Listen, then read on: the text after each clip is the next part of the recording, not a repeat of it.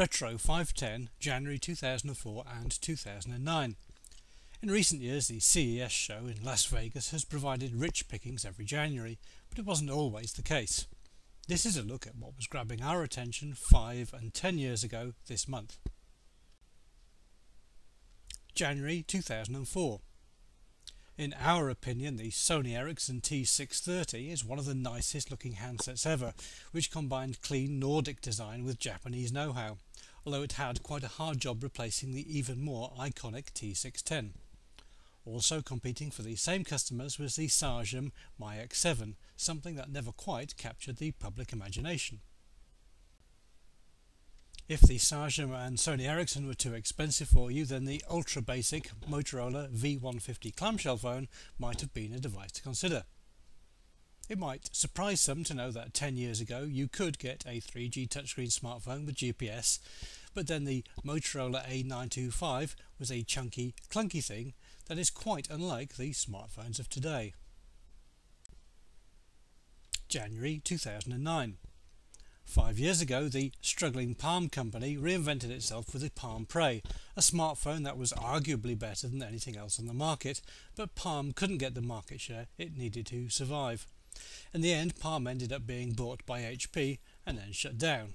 However, the Web OS operating system in the Pre lives on in LG smart TVs.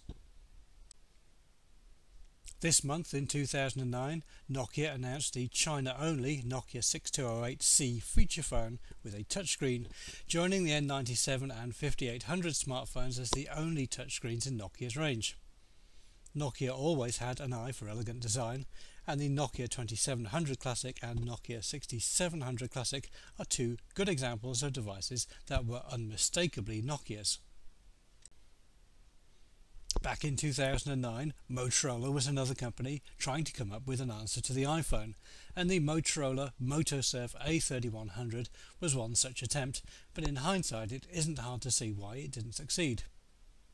Although most mobile phone companies have made efforts to reduce their environmental impact in recent years, the Motorola W233 Renew was unusual at the time for the use of recycled plastics.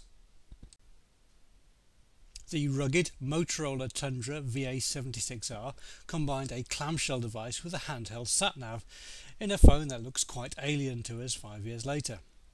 The Tundra wasn't the only chunky looking phone to be announced this month, with the odd looking Telstra T165i, which was designed to bring 3G coverage to rural Australian customers.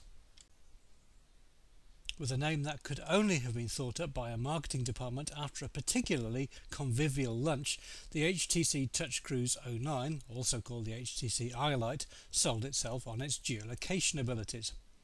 T-Mobile didn't do much better when they rebranded the HTC Touch Viva as the T-Mobile MDA Basic, although we suspect that their lunch consisted of undercooked potatoes and grey rubbery schnitzel. It looked for a while that Hyundai Mobile would become a player in the UK market with some cheap but quite interesting phones, including a watch phone. But when Hyundai's marketing partner collapsed, the plans were cancelled.